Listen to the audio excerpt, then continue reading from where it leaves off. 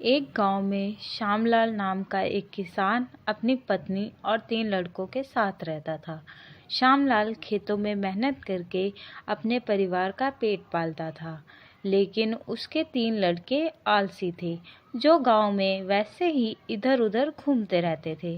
एक दिन श्यामलाल ने अपनी पत्नी से कहा, अरे चंदा, मुझे तो इस बात की चिंता लगी रहती है कि अभी तो मैं खेतों में काम कर रहा हूँ, लेकिन मेरे बाद इन लड़कों का क्या होगा। इन्होंने तो कभी मेहनत भी नहीं करी है, ये तो कभी खेतों में भी नहीं गए हैं। आप चिंता मत कीजिए, ये भी धीरे धीरे काम करने लगेंगे। समय बीतता गया और श्यामलाल के लड़के कोई काम नहीं करते थे। एक बार श्यामलाल बहुत बीमार पड़ गया और वह काफ़ी दिनों तक बीमार ही रहा।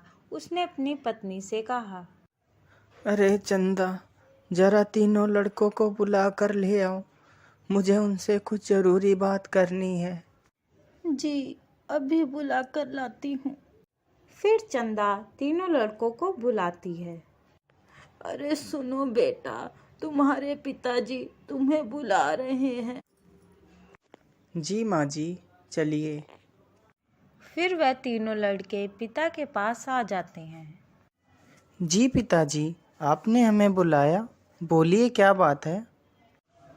सुनो बेटा, मुझे लगता है कि अब मैं ज़्यादा दिनों तक जीवित नहीं रहूँगा। इसीलिए बेटा, मैं तुम लोगों को बताना चाहता हूँ कि मैंने अपने जीवन भर का कमाया हुआ धन अपने खेत के नीचे दबा रखा है।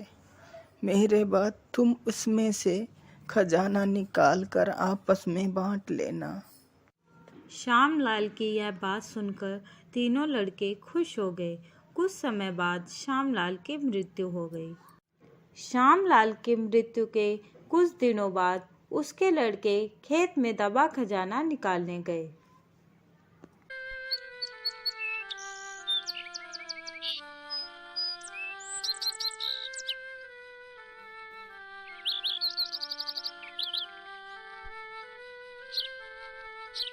उन्होंने सुबह से लेकर शाम तक सारा खेत खोद डाला, लेकिन उनको कोई भी खजाना नजर नहीं आया।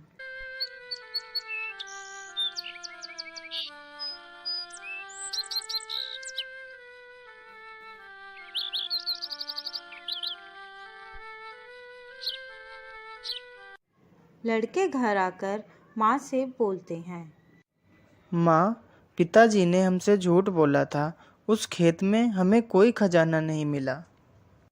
तुम्हारे पिताजी ने जीवन में यही घर और खेत ही कमाया है, लेकिन अब तुमने खेत खोद ही दिया है, तो उसमें बीज भी बो दो। ठीक है माँ जी, जैसा आप सही समझें। लड़कों ने माँ के कहे अनुसार खेत में बीज बो दिए और खेत की देखरेख करते रहे।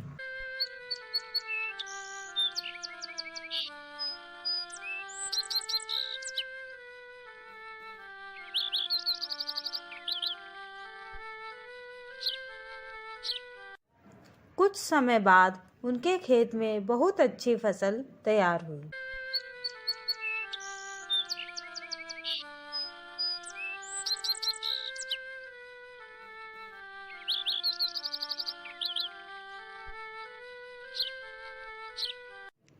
फिर वह उस फसल को काटकर बाजार बेचने गए। फसल बेचकर उन्हें बहुत अच्छा मुनाफा हुआ, जिसे लेकर वह अपनी माँ के पास पहुँचे। ये लो माँ, ये पैसा हमने फसल बेचकर कमाया है। लड़कों की यह बात सुनकर चंदा बहुत खुश हो जाती है और कहती है, तुम्हारी मेहनत ही असली खजाना है, यही तुम्हारे पिताजी तुम्हें समझाना चाहते थे। इस कहानी से हमें यह शिक्षा मिलती है कि हमें आलस त्याग कर मेहनत करना चाहिए। मेहनत ही इंसान की असली दौलत है।